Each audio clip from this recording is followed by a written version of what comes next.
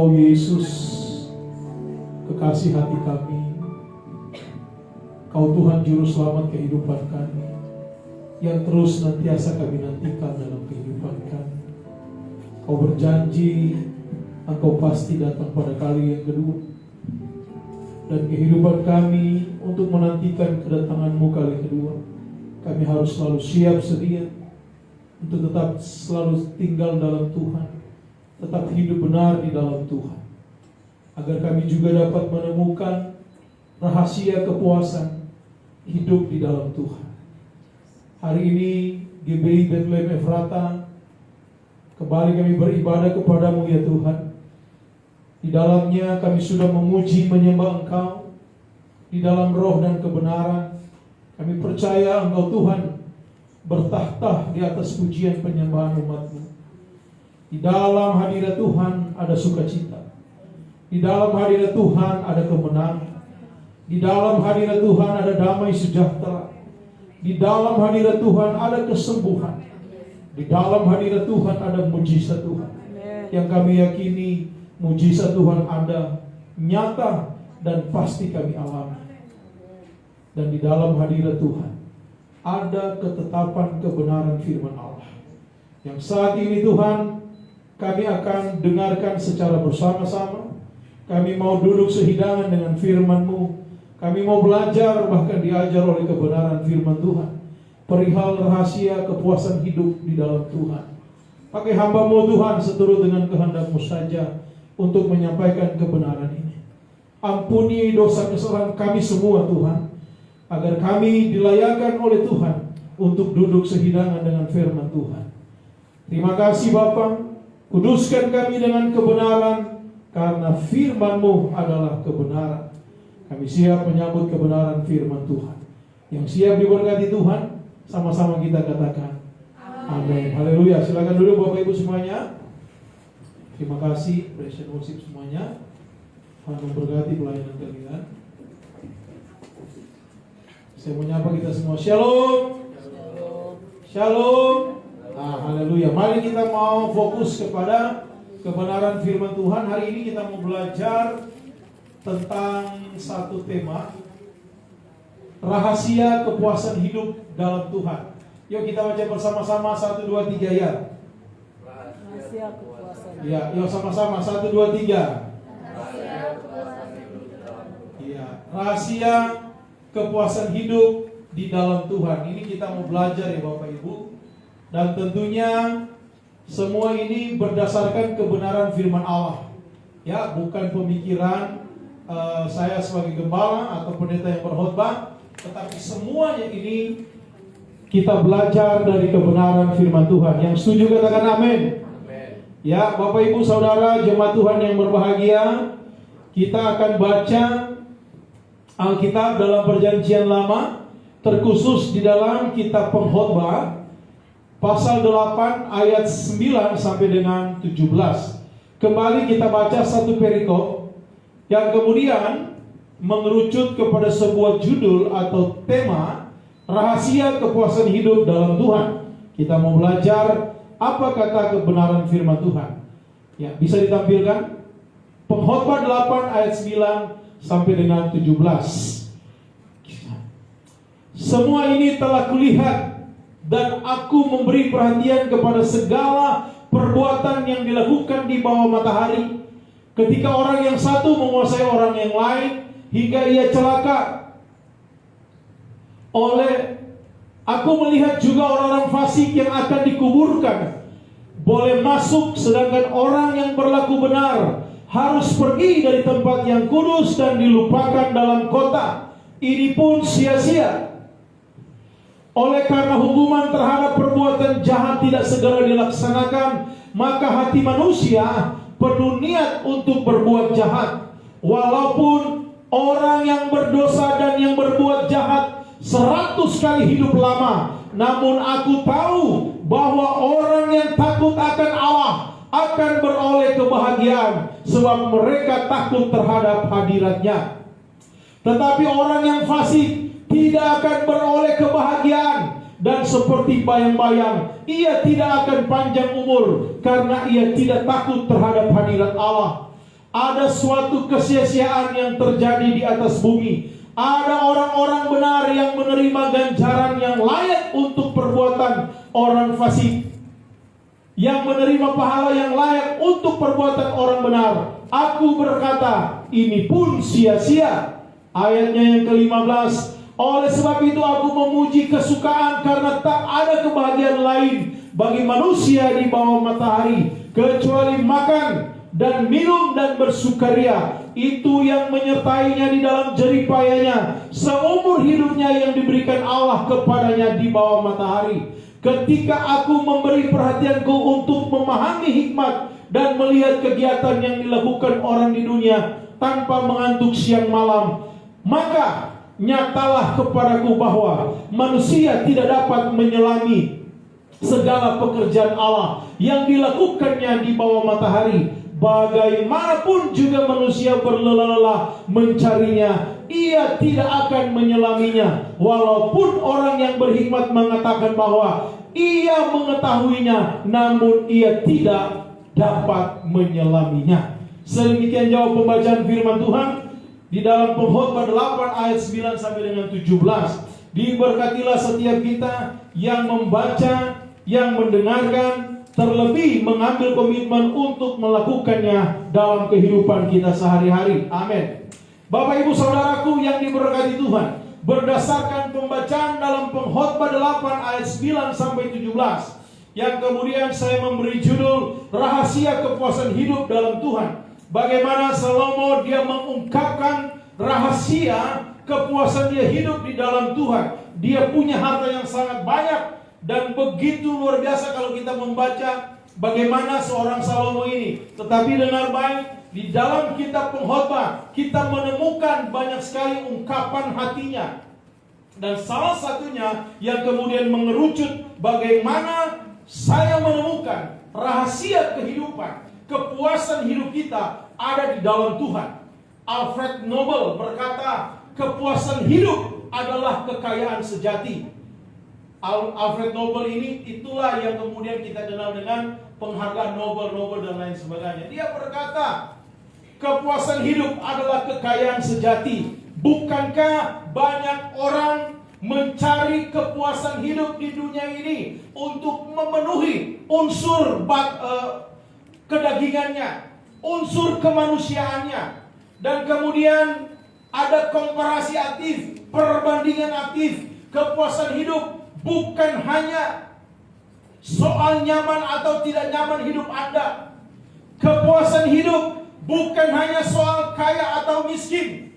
Kepuasan hidup bukan hanya soal senang atau menderita. Kepuasan hidup bukan hanya soal sakit atau sehat. Kepuasan hidup bukan hanya soal materi, berapa banyak harta yang engkau miliki. Itu bukan kepuasan hidup, tolak ukur kehidupan sebagai anak-anak Tuhan. Tetapi kepuasan hidup orang Kristen apabila saya dan saudara ada dalam persekutuan yang begitu erat dengan Tuhan Yesus Kristus, maka hati kita akan selalu terpuaskan. Katakan amin. Saudaraku yang diberkati Tuhan, kalau kita mulai mengukur kepuasan hidup kita dengan dunia ini, maka kita akan terjebak ke dalam polarisasi hidup kenikmatan dunia yang akan selalu kita kejar. Karena banyak orang mencari kepuasan hidup dengan jalan yang keliru. Sekali lagi saya ulangi, banyak orang yang mencari kepuasan hidup dengan jalan yang keliru. Pada akhirnya ending kehidupannya malah tidak puas yang dia dapatkan.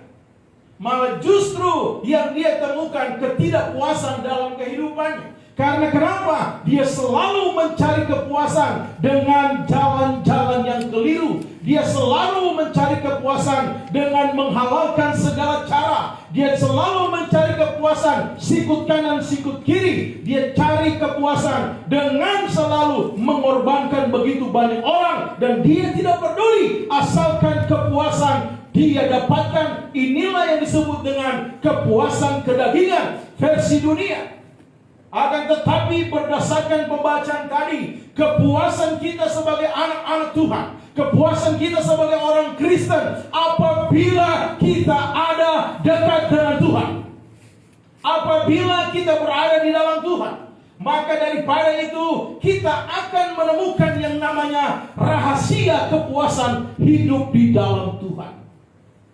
Saudara, di dunia ini tidak ada rahasia kepuasan. Karena jelas terang menderang akan kita dapatkan ketika kita menyatu dengan dunia ini. Dia akan selalu berikan pujian, yang kemudian kadang-kala pujian itu yang menjatuhkan kita. Tetapi Bapak Ibu yang diberkati Tuhan, kalau kita hidup ada di dalam Tuhan, maka peganglah kebenaran firman Allah ini. Engkau akan mendapatkan kepuasan yang kita baca tadi, yang disebut dengan kebahagiaan hidup ada di dalam Tuhan Yesus Kristus. Berapa banyak orang-orang yang kemudian mereka membuat suatu acara hanya untuk kepuasan kedagingan mereka. Acara yang kemudian ditutup dengan mabuk-mabukan, acara yang kemudian ditutup dengan seks bebas, acara yang kemudian ditutup dengan pesta narkoba dan lain sebagainya. Semua itu hanya untuk demi kepuasan kedagingan mereka. Sementara secara kerohanian mereka itu semua mati dan tidak pernah dipuaskan dengan kebenaran-kebenaran firman Allah dalam kehidupan mereka. Karena kenapa? Karena mereka disibukkan mencari kepuasan dengan jalan keliru. Saudara, kita belajar dengan kebenaran firman Allah di dalam pengkhotbah ini bahwa kepuasan yang sesungguhnya kita akan temukan di dalam Tuhan. Kutipan yang saya ambil tadi, Alfred Nobel berkata, kepuasan hidup adalah kekayaan sejati. Saya merenungkan perkataan dia ini, dan saya juga membenarkan esensi di dalamnya. Ketika kepuasan hidup saya ada di dalam Tuhan, itulah yang disebut dengan kekayaan sejati. Tapi apabila kalau kita berkata kepuasan hidupku, kekayaan sejatiku, apabila hartaku berlimpah-limpah, sungguh luar biasa. Hari-hari ini di FYP TikTok itu atau di snack video dan lain-lain sebagainya, ada seorang kakek-kakek tua yang mereka sebut Zeus. Ya, selalu lewat di FYP. Oh, hartanya luar biasa, mobilnya mewah, dia bangun kolam renang di atas gunung, dia bangun, pokoknya luar biasa. Itu terus yang ditonjolkan. Bahkan dengan perempuan-perempuan cantik, sementara dia sudah opa-opa. Terus lagi banyak orang mengumbar kekayaannya, kemudian berpesta pora, mabuk-mabukan, disiarkan secara langsung. Sungguh luar biasa, kami berada di pantai ini, benar-benar nikmat ada di pantai ini, benar-benar nikmat ada di klub malam ini dan lain sebagainya. Semua berlomba-lomba membeberkan bahkan siaran langsung demi kepuasan hidup mereka. Tapi jarang sekali saya melihat, ya, ketika orang dalam peribadatan dia begitu kusuk di dalam Tuhan, mencari kepuasan, kenikmatan, indahnya persekutuan dengan Tuhan. Buktinya apa? Buktinya masih banyak jemaat kalau di waktu bergereja, apalagi saat dengar firman Tuhan, sibuk dengan HP-nya, sibuk baca WhatsApp, sibuk update status dan lain sebagainya. Saudara, dengarkan baik-baik dalam khotbah ini. Saya mau menyampaikan, apabila Anda di dalam gereja, preparing dari rumahmu, do the best your time for Jesus Christ.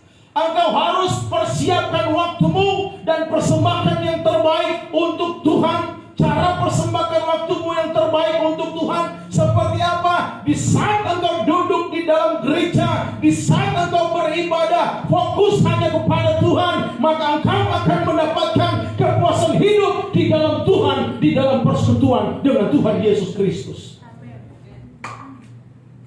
Kenapa banyak orang Kristen selalu gagal dalam kehidupannya? Dikarenakan waktunya sering disebut disebut dengan wasting time atau terlalu banyak waktu yang dihabiskan dengan hal-hal yang tidak berguna untuk membangun imannya. Kalau misalnya Stefanus, saya kasih kamu 500.000 contoh, ya. Terus kemudian dengan nota pembelanjaan untuk diri kamu, sembako dan lain sebagainya, engkau belanjakan 350, ada sisa berapa? 150 kamu apakan? Pasti tabung, betul? Cara smart people berpikir akan tabung, engkau bisa tabung. Sekarang saya bertanya, Tuhan kasih kamu waktu 24 jam. Engkau pakai untuk tidur 8 jam, betul? Engkau bekerja berapa jam? 12 jam. 12 tambah 8 berapa? 20. Ada sisa 4 jam, betul? Engkau mau apakan 4 jam itu? Mau tabung? Hah? Bagus. Tepuk tangan. Banyak orang Kristen salah dalam memanage waktunya. Dia pikir waktu sama seperti uang lebih bisa ditabung. Hei, waktu tidak akan pernah bisa engkau tabung. Karena kenapa? Suka tidak suka, mau tidak mau, 24 jam engkau harus habiskan waktu yang Tuhan berikan kepadamu. Amin. Kalau Tuhan kasih 24 jam kepada Stephen Palin ini, saya pergunakan waktu saya. Bahkan subuh tadi saya sudah bangun jam 4, sudah bersekutu dengan Tuhan. Saya sudah depan laptop. Kemudian saya keluar dari kamar, istri kasih sarapan. Sebelum jam 7 saya sudah makan bubur. Kemudian saya berolahraga. Kemudian saya panasin mobil dan seterusnya. Sampai pulang ke rumah lagi. Selesai panasin mobil masih saya baca-baca dan seterusnya. Saya berolahraga.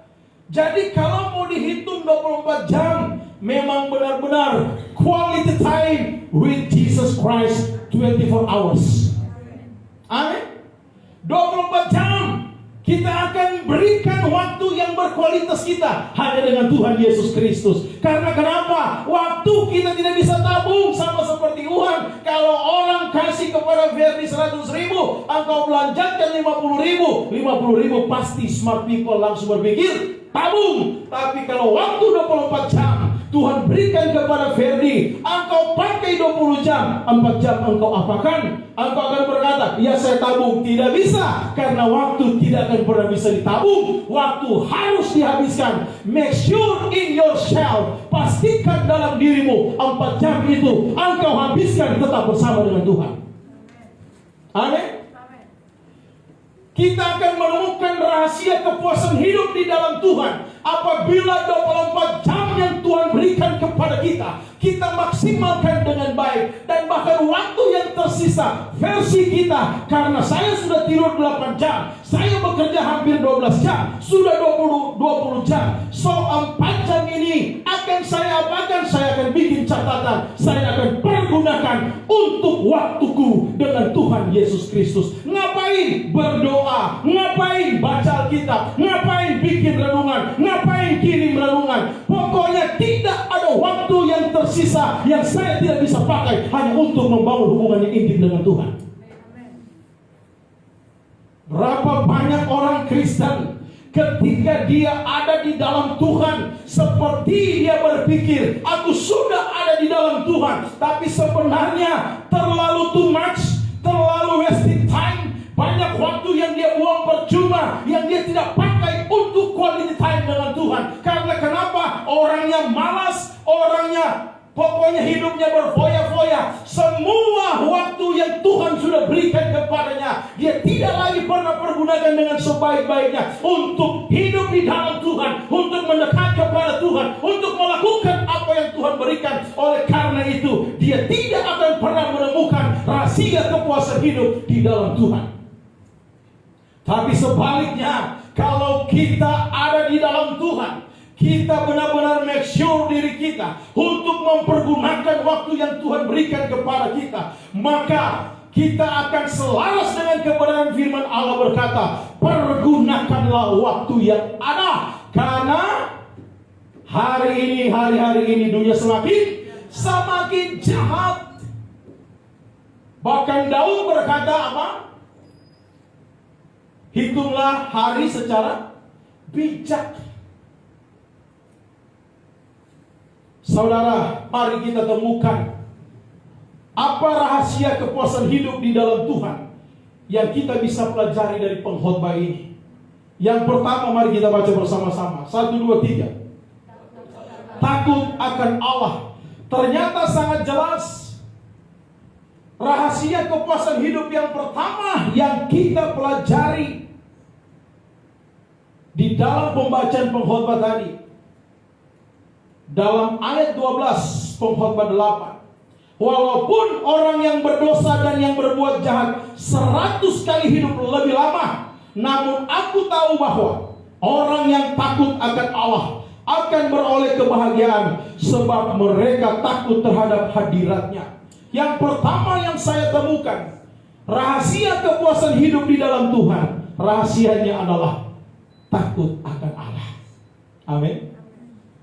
Bapak Ibu, kalau kita takut akan Allah, maka kepuasan hidup kita itulah yang menjadi kekayaan sejati. Kenapa? Karena kepuasan hidup kita benar-benar takut akan Allah. Mari tunjuk dirimu dan berkata, sudahkah aku takut akan Allah? Kalau engkau berkata, yes I am, aku takut akan Allah, maka Anda menemukan rahasia hidup di dalam Tuhan. Rahasia kepuasan hidup di dalam Tuhan. Ayat ini yang sering ada di dalam pertanyaan dan benak pikiran manusia, khususnya orang Kristen. Terkadang ada fakta yang sering mengganggu pemikiran kita, fokus kita, dan selalu kita tanyakan. Apa fokusnya yang kita tanyakan? Kenapa ya? Kok orang jahat hidupnya lebih lama dan lebih enak? Betul apa ya? Betul gak ya? Betul ya? Betul ya? Banyak orang mulai membanding-bandingkan. Saya, Pak Pendeta, Pak Gembala, saya bukan 24 jam lagi di gereja. Kalau ada 30 jam, saya 30 jam di gereja, Pak Pendeta. Tapi kok sedangkan motor satu aja susah setengah mati, untuk saya kredit pun setengah mati, Pak Gembala. Sementara tetangga saya gak pernah ke gereja, hidupnya di dunia malam, hidupnya pokoknya jahat. Motornya ada 3, istrinya ada 4. Hei, aduh, udah gitu dia sehat-sehat, saya sakit-sakit. Perhatikan baik-baik apa kata pengkhotbah dalam ayat ini. Walaupun orang yang berdosa dan yang berbuat jahat 100 kali hidup lama, perhatikan, namun aku tahu bahwa orang yang takut akan Allah akan beroleh kebahagiaan, sebab mereka apa? Takut terhadap hadirat-Nya. Tepuk tangan bagi Tuhan kita. Amin. Jadi begini Bapak Ibu, kalau Anda punya harta banyak, kalau Anda bergelimangan harta, perhatikan baik-baik. Tapi kalau Anda tidak takut akan Allah, maka Anda tidak akan memperoleh kebahagiaan yang sesungguhnya. Kenapa? Karena Anda tidak takut terhadap hadirat-Nya. Hadiratnya seperti apa Bapak Ibu? Bukan hanya di altar ini. Di mana engkau di rumah, engkau memuji menyembah Tuhan, ada hadirat Allah. Di situ ada kebahagiaan dalam keluargamu. Ada kebahagiaan dalam rumah tanggamu. Amin. Tapi biar engkau punya uang banyak, tapi kalau engkau tidak takut terhadap hadiratnya Tuhan yang ada bersama dengan engkau, maka engkau tidak akan memperoleh kebahagiaan. Berantem terus karena kenapa? Ukurannya uang. Engkau bisa menganggap remeh orang dengan uang. Engkau bisa diamkan orang dengan uang. Diam. Tapi engkau tidak akan pernah mendapatkan kebahagiaan sejati. Ya, oleh sebab itu saudaraku, tetapi keyakinan pengkhotbah, ya, orang yang takut akan Tuhan akan beroleh kebahagiaan karena sikap takut dan hormat akan hadirat-Nya. Di slide berikutnya, ya, keyakinan dari pengkhotbah yang kita bacakan tadi, orang yang takut akan Tuhan akan beroleh kebahagiaan. Katakan amin. Kebahagiaan apa sih? Dari kata bahagia. Aku bahagia. Tararatatata. Hah? Gitu kan? Bahagia katulistiwa. Coba deskripsikan apa sih bahagia itu menurut kalian? Apa kebahagiaan menurut kamu? Sesuatu yang menyenangkan. Like what? Seperti apa misalnya? Menyenangkan. Ada motor baru misalnya. Amin. Kok motor dari tadi masih mendapat motor ini? Kesya, apa itu kebahagiaan? Kesya, ini anak mahasiswa teologi ini. Suatu perasaan yang membuat kita senang. Berarti korelasinya dengan perasaan. Perasaan yang membuat kita senang. Ya, seperti itu ya. Dan kemudian, apa sih menurut Alkitab? Kalau tadi kan kita bicara, mari kita koreksi di dalam hidup kita berdasarkan Alkitab. Pengkhotbah, orang yang takut akan Tuhan akan beroleh kebahagiaan. Ternyata begini Bapak Ibu, dengan kita takut akan Tuhan, kita akan memperoleh kebahagiaan. Perasaan kita itu yang akan dihiburkan senantiasa oleh kebahagiaan dari Tuhan itu. Ya, bukan perasaan kita mencari kebahagiaan di tempat lain.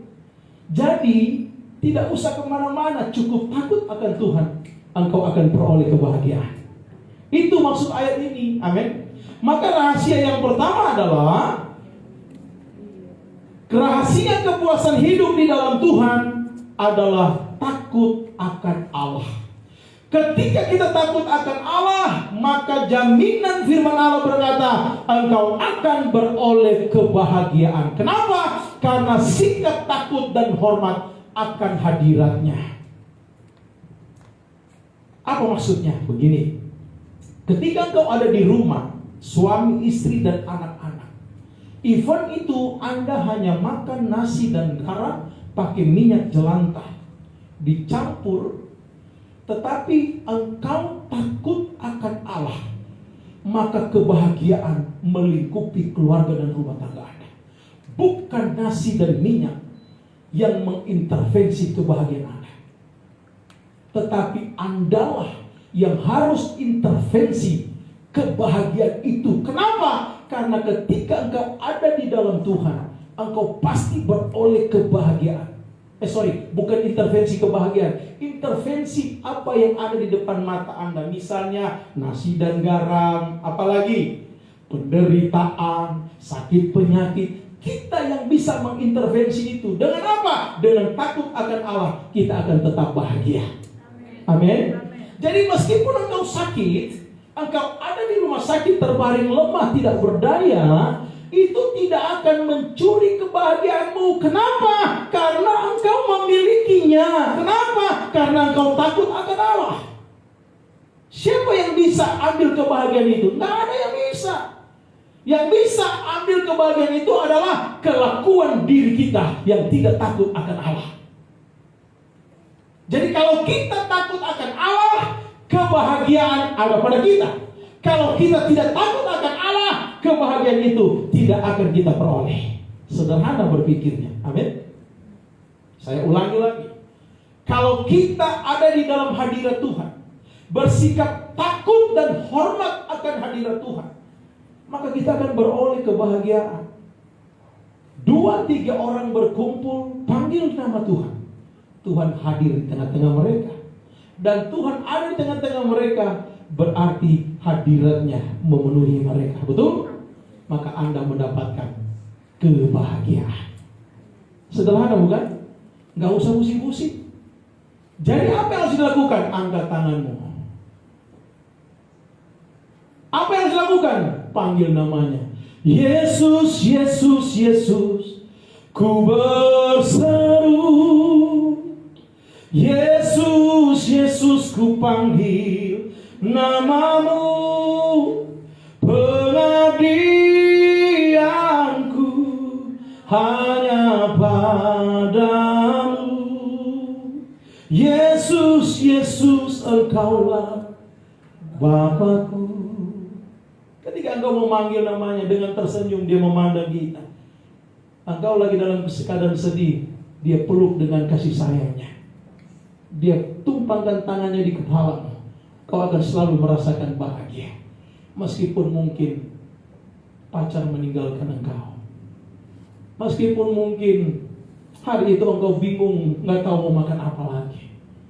Mau bayar sekolah anak susah dan lain sebagainya. Tapi percayalah, engkau tetap akan beroleh kebahagiaan dari Tuhan. Kenapa? Karena di dalam rumahmu hadirat Tuhan sungguh luar biasa. Amin.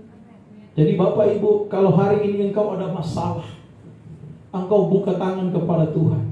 Karena Tuhan firman berkata, angkat tangan, maka Tuhan turun tangan.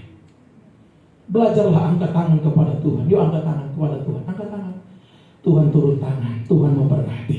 Amin. Sederhana loh konsep kekristenan. Gak susah. Yang bikin susah apa? Tanganmu gak bisa keangkat-angkat. Kenapa? Karena hatimu tidak ada kebahagiaan. Karena perasaanmu tidak selalu ada kebahagiaan, maka engkau jarang angkat tangan kepada Tuhan. Yang ada, lihat ke langit dan umpet Tuhan. Ngapain sih? Kok ngaberkati saya? Bodoh, macam-macam. Wah, dihantam Tuhan dengan kata-kata. Saudara, hubungan yang the best dengan Tuhan apabila kita sering-sering angkat tangan kepada Tuhan. Apa artinya? Kita sering memuji Dia. Apa artinya? Kita sedang berkata, Lord, You are here. Amin. Tuhan, aku percaya Engkau ada di tempat ini. Engkau akan terima kebahagiaan ini. Amin. Karena kita percaya dan kita yakini, di mana ada Tuhan, di situ ada jalan keluar. Di mana ada Tuhan, di situ ada kesembuhan. Di mana ada Tuhan, di situ selalu ada kebahagiaan. Di mana-mana ada Tuhan, di situ engkau akan berjalan dengan kepastian hidup ada di dalam Tuhan. Kiri kananku ada Tuhan, di sekelilingku ada Tuhan, dan seterusnya. Itu yang pertama. Nah, rahasia hidup yang kedua, rahasia kepuasan hidup yang kedua, menurut pembacaan tadi khususnya dalam ayat 13. Ayat 13 berkata begini, tetapi orang yang fasik tidak akan beroleh kebahagiaan, dan seperti bayang-bayang ia tidak akan takut terhadap hadirat Allah. Di sini saya menemukan rahasia kepuasan hidup dalam Tuhan adalah tidak hidup fasik, tidak hidup munafik. Amin. Orang yang puas di dalam Tuhan, dia orang yang tidak hidup fasik. Tahu nggak artinya fasik? Fasik ini secara esensial atau arti yang mendasar itu keluar dari sesuatu ketetapan dari Tuhan atau tidak sesuai dengan kebenaran Allah.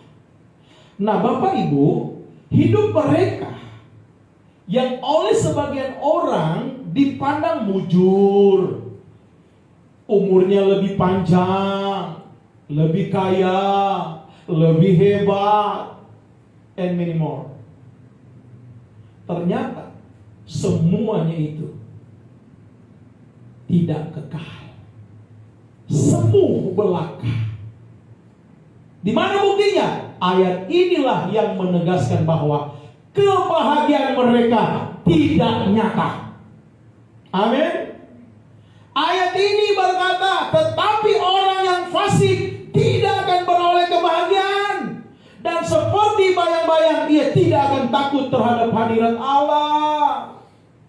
Kalau saya dan saudara orang yang takut akan Allah, kita bukan seperti bayang-bayang, tapi kita nyata ada di dalam hadirat Allah, menikmati kebahagiaan Tuhan.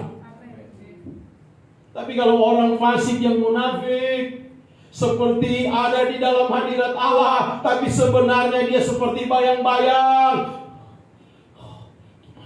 ketakutan, tapi dia bikin pede. Dengar baik saudaraku, sebenarnya dia tidak beroleh kebahagiaan. Kebahagiaan yang dia beroleh karena dia buat-buat. Maka yang ada dalam kehidupannya kebahagiaan yang semu belaka, bukan yang sifatnya kekal.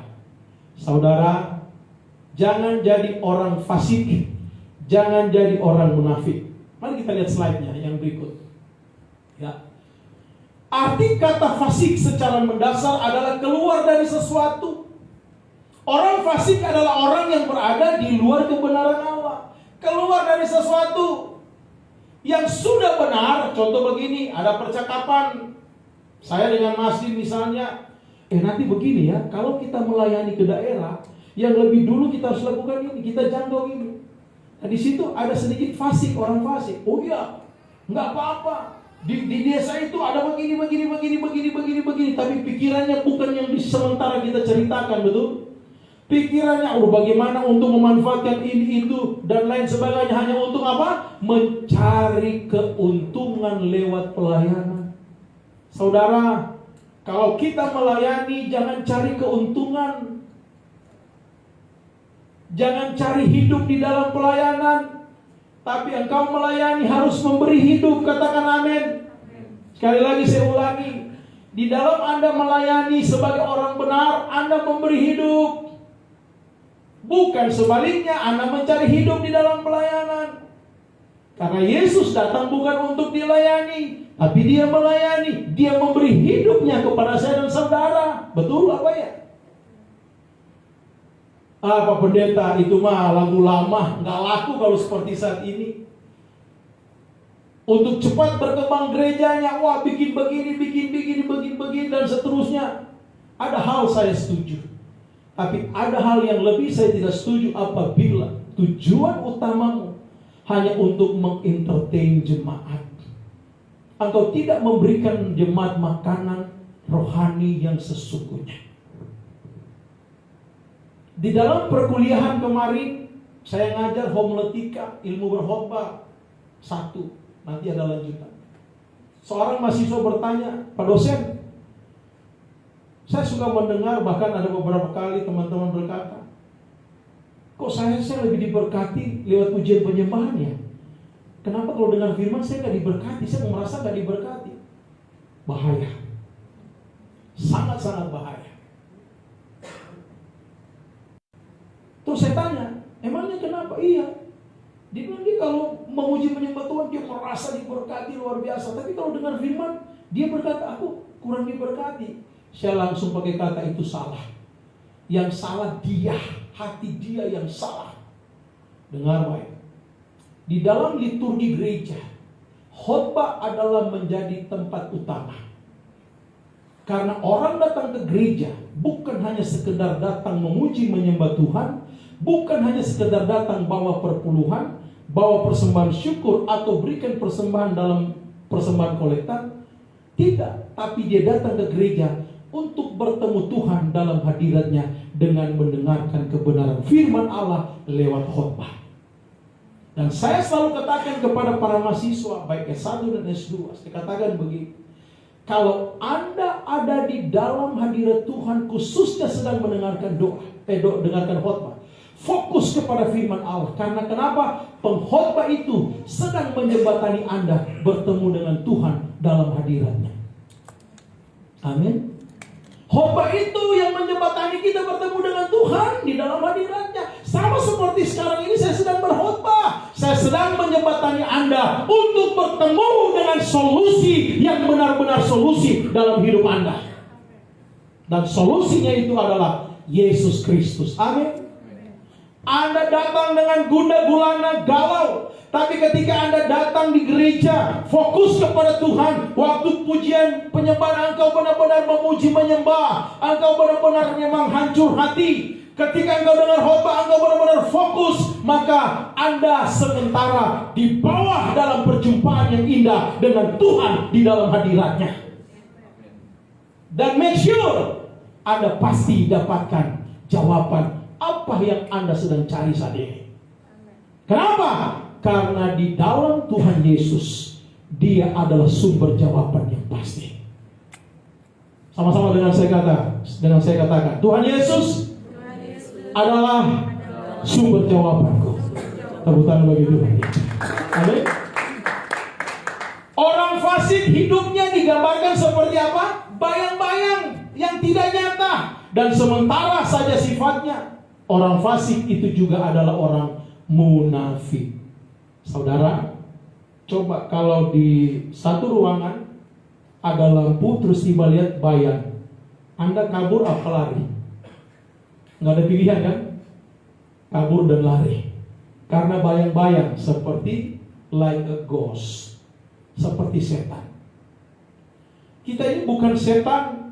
Kita ini adalah manusia yang mulia, ciptaan indah dari Tuhan. Tapi terkadang hidup kita seperti bayang-bayang, seperti setan. Karena apa? Munafik. Betul?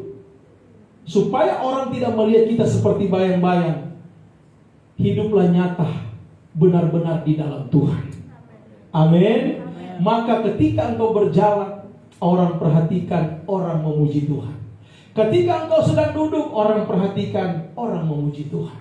Ketika engkau sedang berdiri, memuji Tuhan, orang akan melihat dan memuji Tuhan. Ketika engkau berkata, orang akan melihat dan mendengarkan dan memuji Tuhan. Akhirnya engkau disebut alat berkat Tuhan.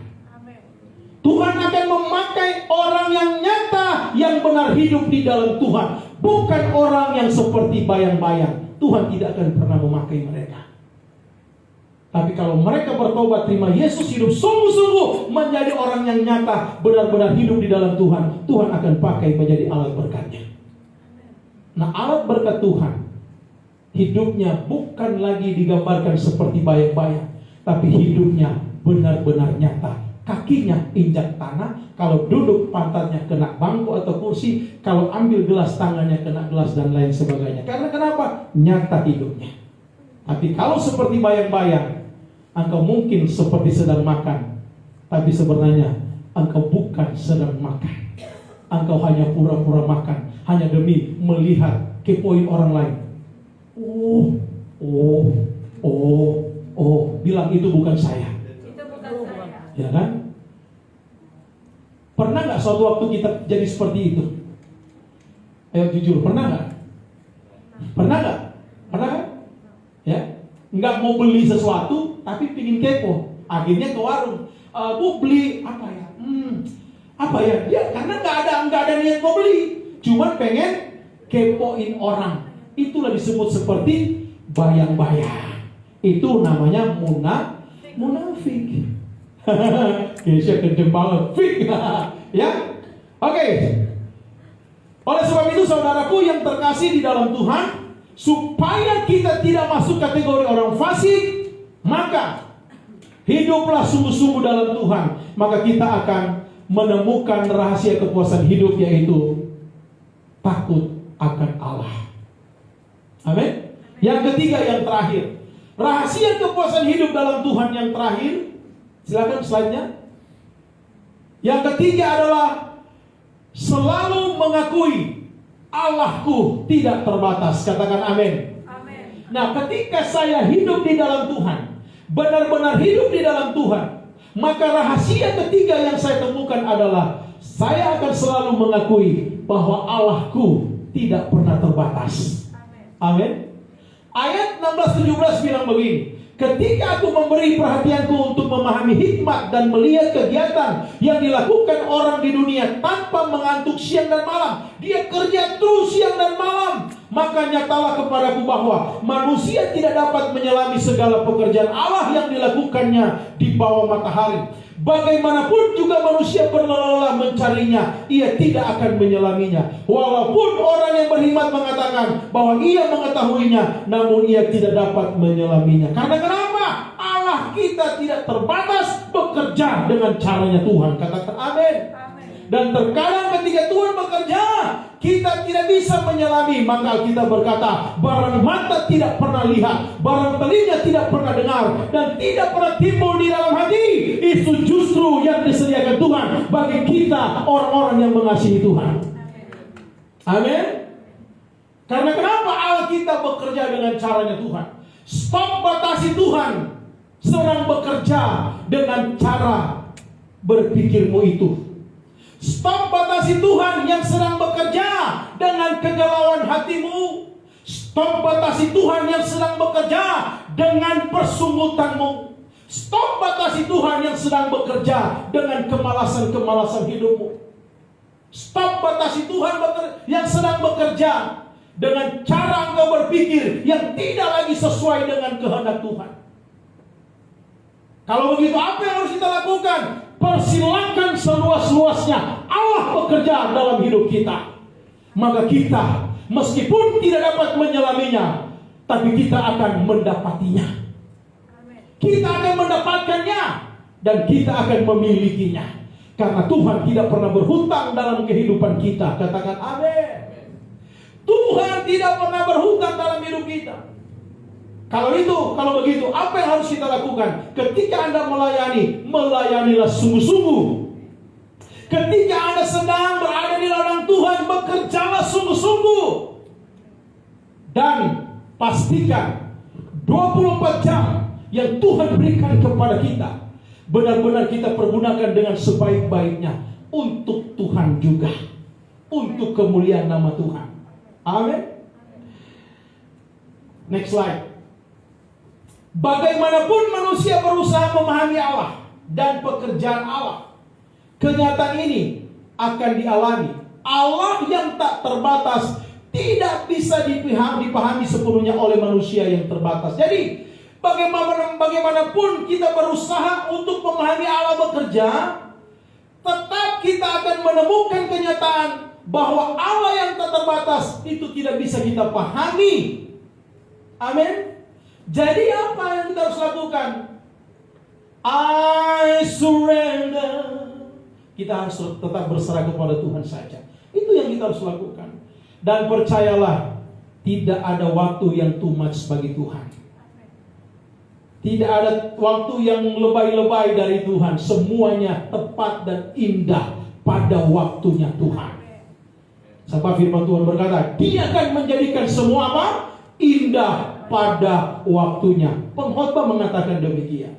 Oleh karena itu, kalau Tuhan sedang berikan engkau waktu dan kesempatan, mari pergunakanlah waktu dan kesempatanmu itu hanya untuk melayani Tuhan. Oh, berarti saya ada di mimbar terus? Tidak. Di mana engkau bekerja, layanilah Tuhan. Di mana engkau berkarya, layanilah Tuhan. Maksudnya apa? Persembahkan yang terbaik hanya untuk Tuhan Yesus Kristus. Bagaimanapun usaha itu disertai dengan berlelah, pekerjaan Allah tidak akan dapat diselami. Kita perlu menyadari keterbatasan kita. Nah, kalau kita menyadari keterbatasan kita, maka kita akan menemukan rahasia kepuasan hidup di dalam Tuhan. Apa itu? Yaitu Tuhan kita Yesus Kristus tidak terbatas. Kalau Dia tidak terbatas, maka jangan batasi Dia bekerja dalam hidupmu.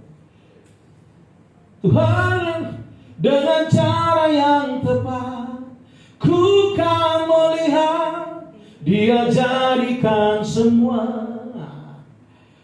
Next slide. Saudara, ini yang terakhir. Tuhan Yesus kita yang tidak terbatas, itulah yang menyatakan kasih-Nya kepada saya dan saudara. Daripada kita bersusah-susah untuk memahaminya, memahami kerja Allah, yang perlu kita lakukan adalah mari alami Dia dalam hidupmu setiap hari. Dan izinkanlah Dia bekerja dalam hidupmu dengan caranya. Dengan caranya, di waktu yang tepat, ku kan melihat Dia jadikan semua. Biarkanlah dengan caranya, di waktu yang tepat, engkau akan melihat yang indah dalam kehidupan. Selamat menikmati kehidupan, kepuasan, kekayaan sejati di dalam Tuhan Yesus Kristus. Rahasia pertama yang kita temukan, bahwa di dalam Tuhan, rahasia pertama, takut akan Allah. Yang kedua, tidak hidup fasik, tidak hidup munafik. Dan yang ketiga, selalu mengakui Tuhan kita Yesus Kristus tidak terbatas. Maka kita senantiasa akan beroleh kebahagiaan. Dan akhirnya, kepuasan hidup kita adalah hidup di dalam Tuhan. Itulah kekayaan sejati kita. Tuhan memberkati. Amin.